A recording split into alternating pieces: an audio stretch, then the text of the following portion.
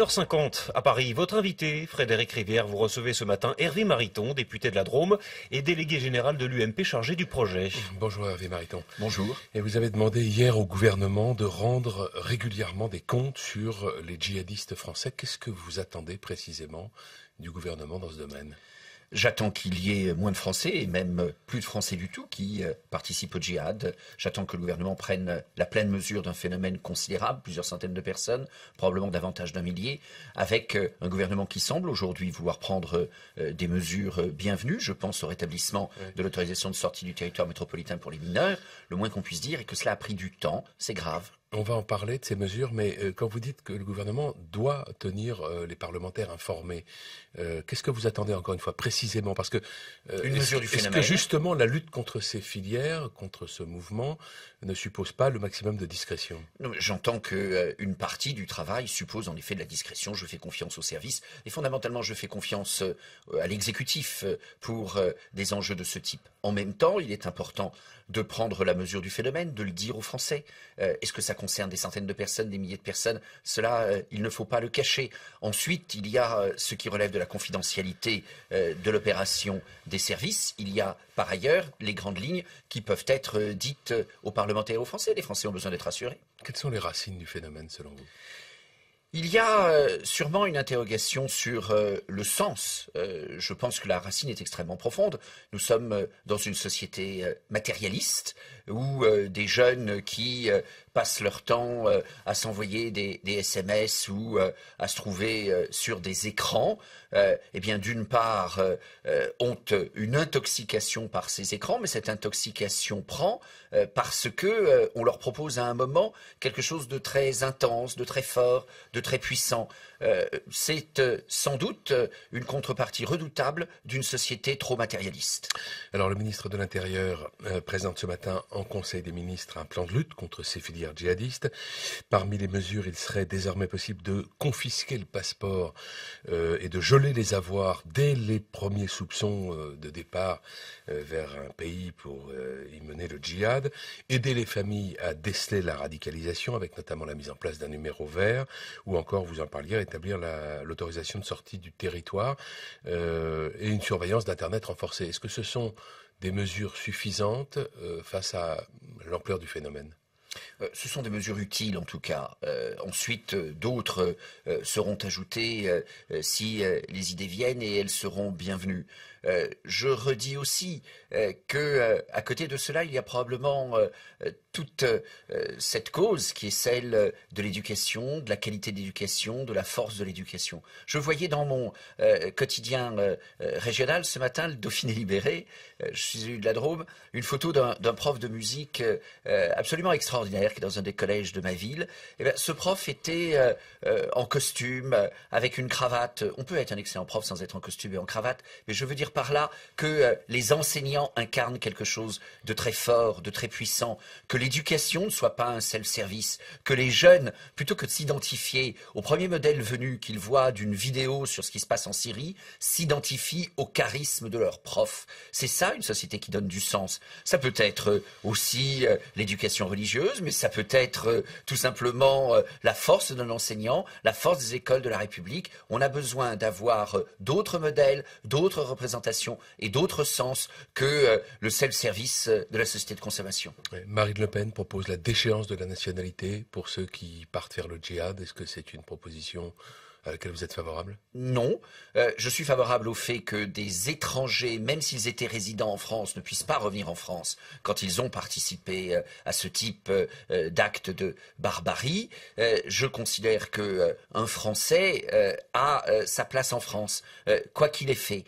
Ça ne veut pas dire qu'il ne faille pas sérieusement réfléchir à la manière dont on doit le sanctionner à son retour en France.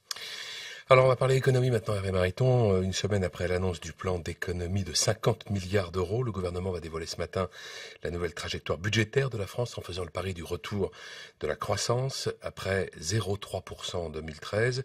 Il tablerait sur une hausse du PIB de 1% cette année, puis de 1,7% en 2015 et enfin de 2,25% en 2016 et 2017. Est-ce que ce scénario vous paraît crédible ?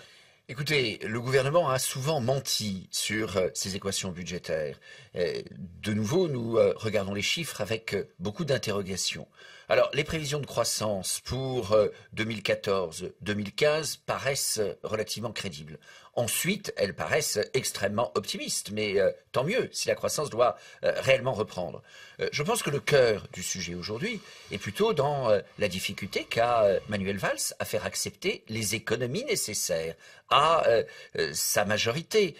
Nous y reviendrons sans doute. Et puis, par ailleurs, est-ce que les économies proposées par le Premier ministre sont suffisantes pour faire face à la situation? Je ne le pense pas.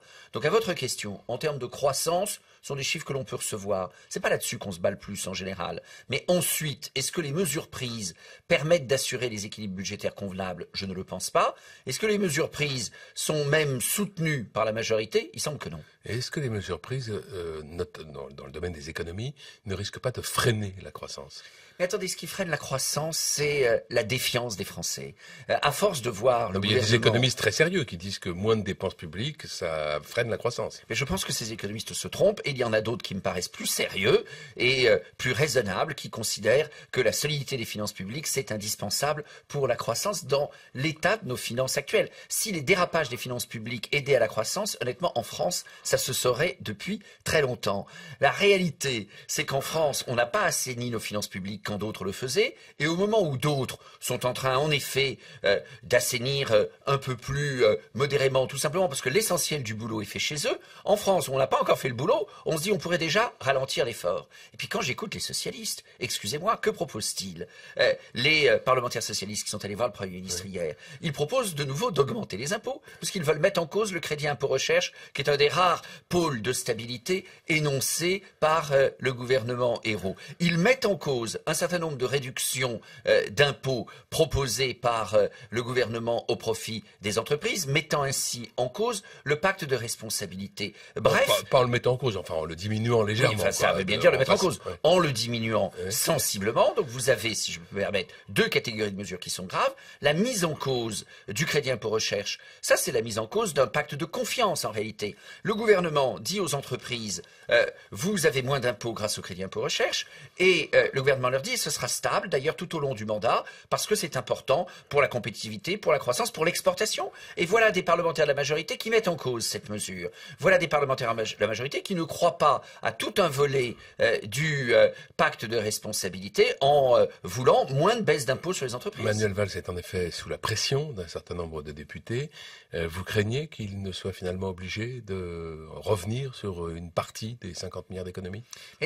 Non, ça je crois qu'il n'a pas le choix. Il n'a pas le choix pour des raisons de crédibilité interne et pour des raisons aussi externes. Européennes. Mais oui, mais ce que je crains, c'est que on ne trouve pas davantage demain qu'aujourd'hui ce qu'il n'y a pas de fait dans les 50 milliards, c'est-à-dire des réformes structurelles. Qu'y a-t-il dans les 50 milliards? Des indexations. Une des indexations, c'est jamais heureux, c'est parfois nécessaire. Sans doute, ça l'était là. Je fais pas de démagogie. Mais la désindexation, ça ne fait pas une politique. Et les politiques de réforme structurelle, c'est quoi l'avenir de la fonction publique? C'est quoi les réformes de retraite nécessaires à notre pays et qui ne sont pas sur la table aujourd'hui?